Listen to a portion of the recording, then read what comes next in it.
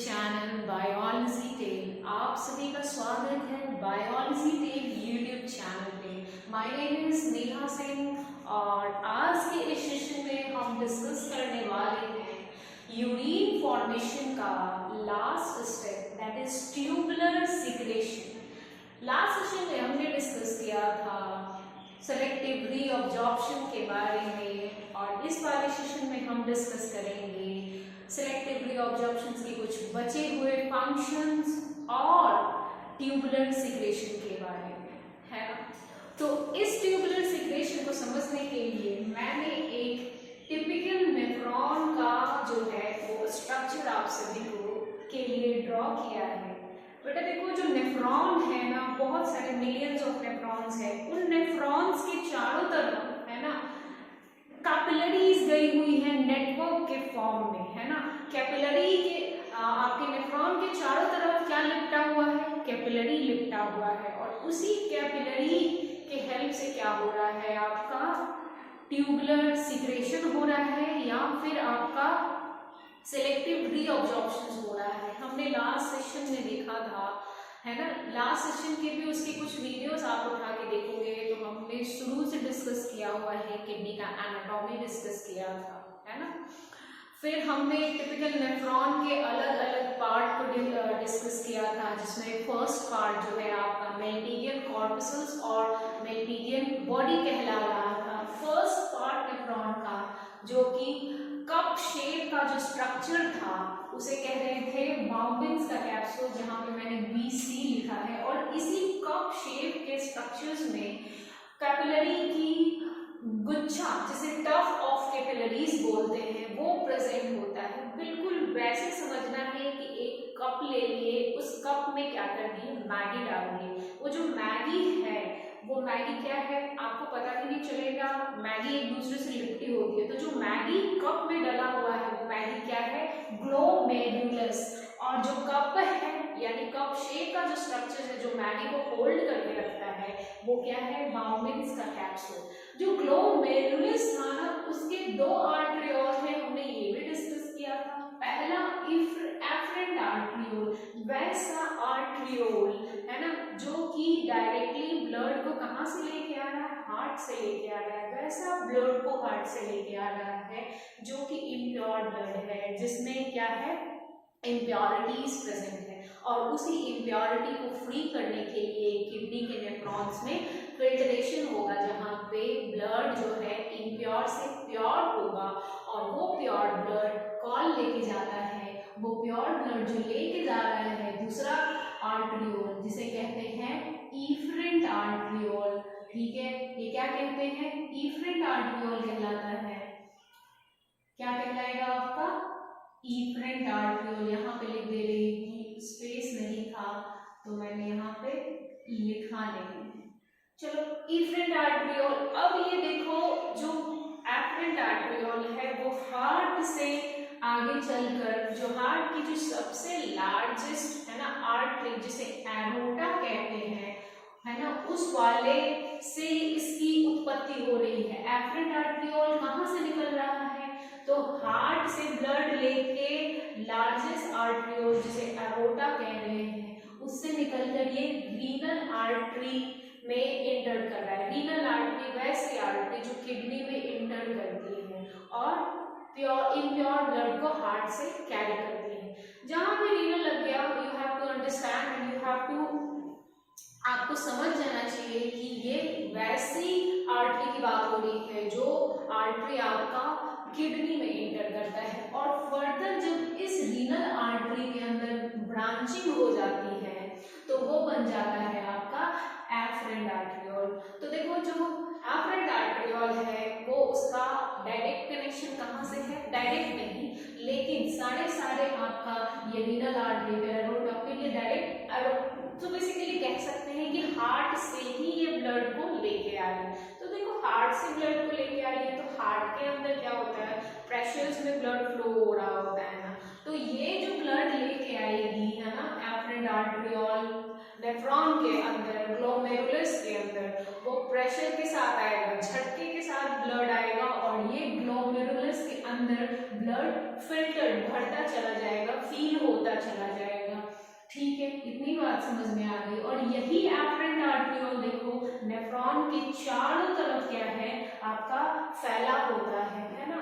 और इसी एफरेंट आर्टरियोल आगे चल के क्या है, ये सारा देखो, ये एफरेंट आर्टरियोल इनिशियली में क्या है, इसका डायमीटर आपका चौड़ा है। क्यों? क्योंकि ये हार्ट से ब्लड को लेके आ रही है, तो इसका डायमीटर थोड़ा सा चौड़ा होगा as compare to efferent arteriole. Efferent arteriole का डायमीटर कम होता है, पतला होता है एज कंपेयर टू इफरेंट, क्योंकि ये इफरेंट आर्टरियोल क्या कर रहे हैं, ब्लड को प्योर करके किडनी से बाहर निकाल देगी। कैसे किडनी से बाहर निकालेगी? एफरेंट आर्टरियोल की जब आगे चलकर जब वो और पतली होती जाएगी, नैरो ट्यूब होती चली जाएगी, और उस नैरो ट्यूब में भी क्या होगी, फर्दर ब्रांचिंग होती चली जाएगी। और इस ब्रांचिंग के एक कैपिलरी को कहते हैं पेरीट्यूबुलर कैपिलरी।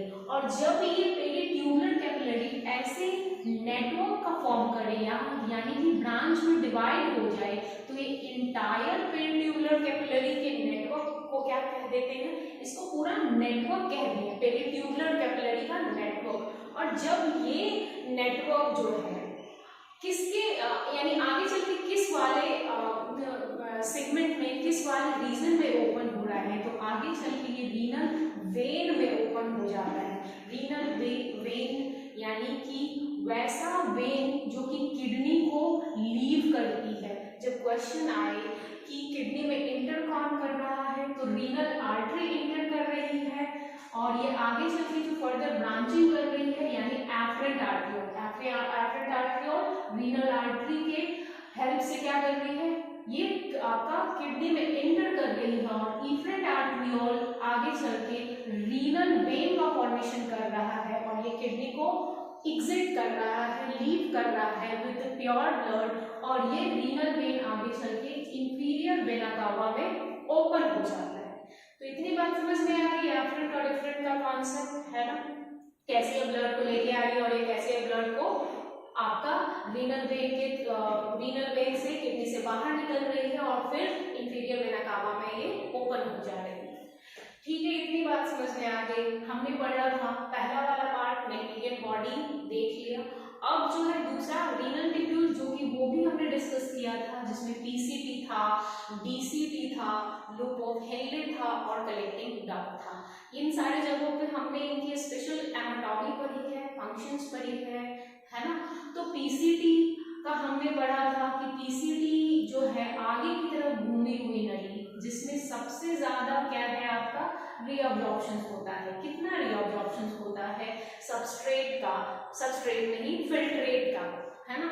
यानी कि देखो ग्लोमेरुलस से जो भी इम्प्योरिटीज थी, है ना, जो भी इम्प्योरिटीज थी या फिर वैसे सब्सटेंस जो भी यूजफुल भी थे और साथ साथ में इम्प्योरिटीज, दोनों क्या था हमने पढ़ा था, इसका प्रॉपर एनाटॉमी पढ़ा था कि कैसे ग्लोमेरुलस से जो है फिल्ट्रेट यानी सब्सटेंस वो बाउमिन्स के कैप्सूल में आ जाता है, और बाउमिन्स के कैप्सूल से फिर आगे की तरफ घूमी हुई नली यानी पीसीटी की तरफ बढ़ जाता है। और वही पीसीटी में जो कि मैक्सिमम रीअब्जॉर्प्शन होता है, जहाँ पे बहुत सारी चीजें बह के आ रही है, यूजफुल चीजें भी बाउमिन्स कैप्सूल से बह के आ रही थी, जहाँ पे ग्लूकोज आ रहा था, अमीनो एसिड्स भी था, विटामिन था, HCO3- था, ये सब का रीअब्जॉर्प्शन कौन करवा रहा है? पीसीटी करवा रहा है।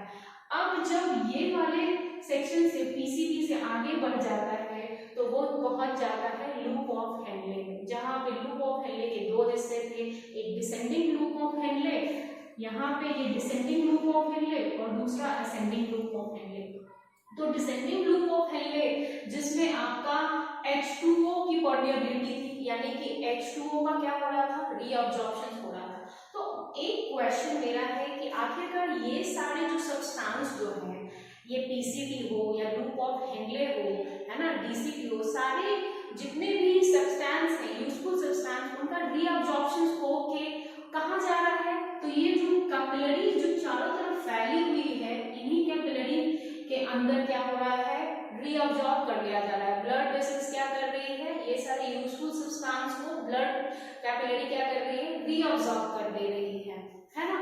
ब्लड में क्या है, ब्लड में जो भी आपका ग्लोमेरुलस से आपका यूजफुल सब्सटेंस बह के बाउमेंस की कैप्सूल में पहुंच गया था और बाउमेंस कैप्सूल से पीसीटी में उतर गया था, वो अब क्या हो रहा है, रीअब्सॉर्ब हो रहा है, यही नेटवर्क ऑफ कैपिलरीज के थ्रू। ठीक है, तो अब देखो समझते हैं यहाँ पे कि जो लूप ऑफ हेनले था उसका जो डिसेंडिंग पार्ट था उसमें H2O की परमिएबिलिटी हो रही थी, यानी कि वहां पे H2O जो था वो रीअब्सॉर्ब हो रहा था, और ये जो असेंडिंग पार्ट है वहां पे सोडियम यानी कि सोडियम का रीअब्सॉर्प्शन हो रहा था, है ना, और वाटर का वहां पे रीअब्सॉर्प्शन नहीं हो रहा था, ये भी हमने पढ़ा था।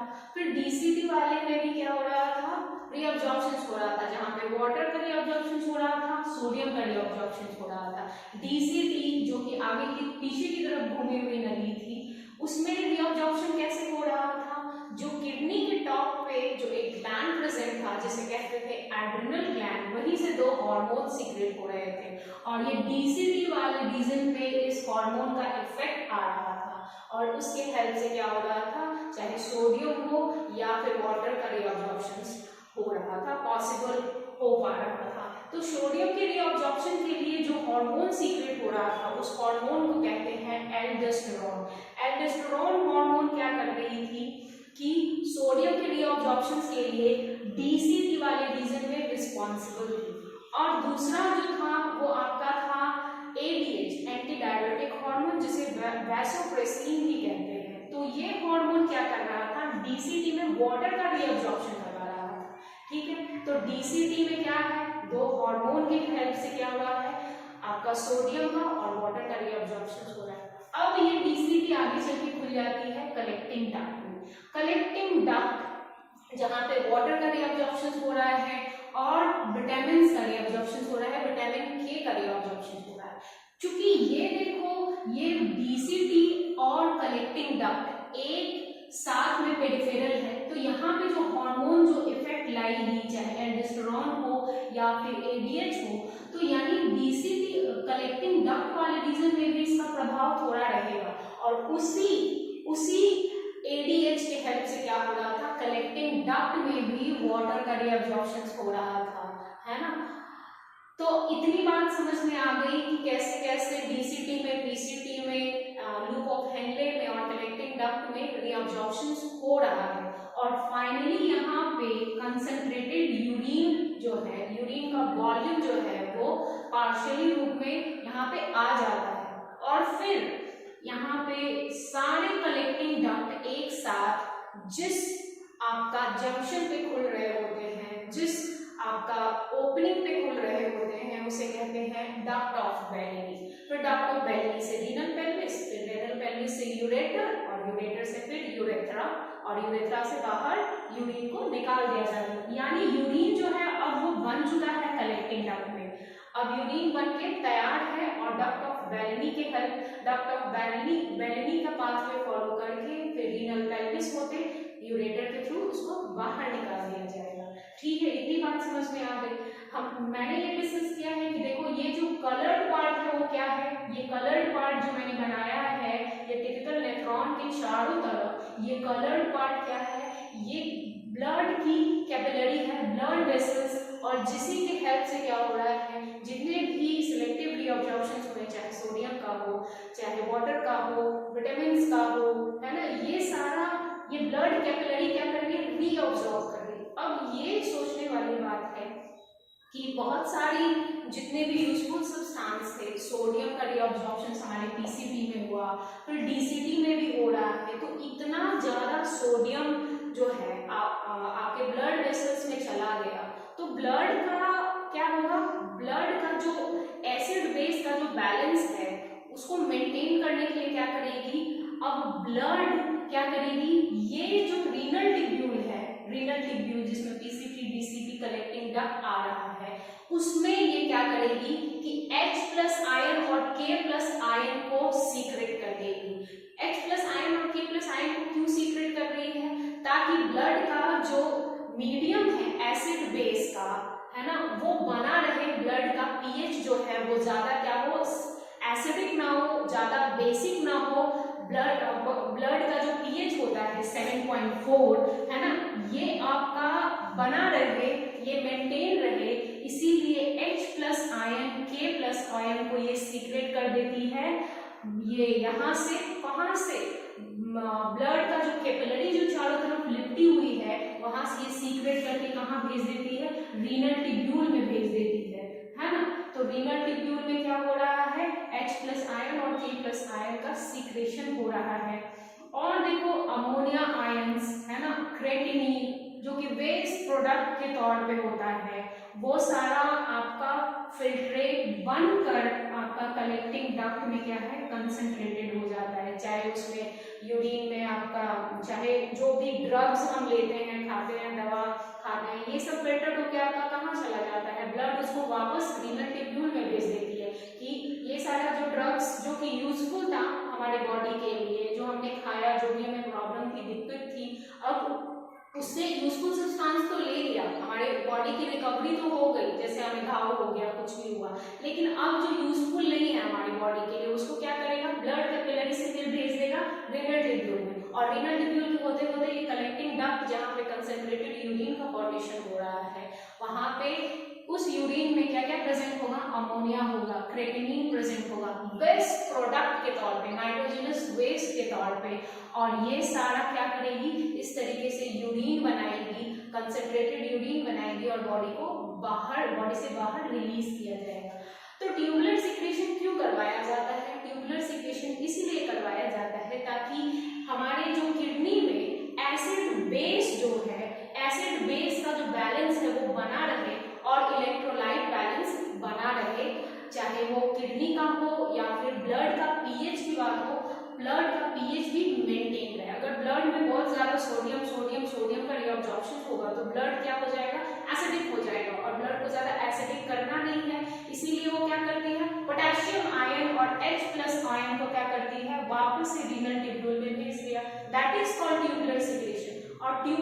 और सिलेक्टिव रीअब्जॉर्प्शन क्या है, सिलेक्टिव रीअब्जॉर्प्शन जहां से रीनल टिब्यूल से है ना रीअब्जॉर्प्शन हो रहा है, रीनल टिब्यूल में जो भी फिल्ट्रेट में आपका यूजफुल सब्सटेंस है, वो यूजफुल सब्सटेंस को ब्लड की कैपिलरी क्या कर रही है, आपका एब्जॉर्ब कर ले रही है। ठीक है, इतनी बात समझ में आ गई। अब एक छोटा सा यहाँ देख लेते हैं वैसा रेक्टा के बारे में। ये जो कैपिलरी की जो आप ब्लड कैपिलरी जो फॉलो अप करते हुए एफरेंट आर्टरियोल से ये पूरे आपके नेफ्रॉन के चारों तरफ फैली रहती है, वो क्या करती है, ये लूप ऑफ हेनले जो कि हेयर पिन लाइक स्ट्रक्चर होता है, बिल्कुल भी जो आपने बन बनाया होगा, वो बन के शेप का जो पिन होता है उसे ही लूप ऑफ हेनले कहते हैं। तो लूप ऑफ हेनले के पैरेलल में जो आपका ब्लड कैपिलरी चलती है, इसके पैरेलल में क्या है, ब्लड कैपिलरी जो है रन करते रहती है लूप ऑफ हेनले के।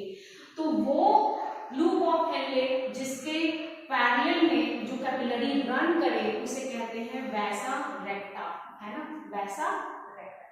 ठीक है, चलो आज के लिए इतना ही था। आज के लिए हमने समझ लिया, यानी कि हमारा जो सेशन जो चल रहा था उसमें हमने किडनी का कंप्लीट मैकेनिज्म पढ़ लिया। किडनी के मैकेनिज्म में हमने अल्ट्रा फिल्ट्रेशन देखा जिसे ग्लोमेरुलस फिल्ट्रेशन भी कहते हैं। फिर हमने क्या देखा, सिलेक्टिव रीअब्जॉर्प्शन के बारे में बात हुई। आज भी सिलेक्टिव रीअब्जॉर्प्शन को अच्छे से ही पढ़ा। फिर उसके बाद ट्यूबुलर सिक्रेशन को आज जाने, है ना। फिर किडनी के स्ट्रक्चर्स की बात हो या फिर टिपिकल नेफ्रॉन के स्ट्रक्चर्स के अलग अलग पार्ट की भी हमने एनाटॉमी पढ़ ली है। तो ये हमारा किडनी का जो यूरिन मैकेनिज्म है वो आज के सेशन में कंप्लीट हुआ, और अब जो अगला सेशन आएगा उसमें हम बात करेंगे किडनी के डिसऑर्डर्स के बारे में बात करेंगे, और जो भी चीज़ें छूटी हुई है एक आध चीज़ें उनको भी डिस्कस कर लेंगे। तो आज के लिए बस इतना ही। Take care, bye bye, have a nice day.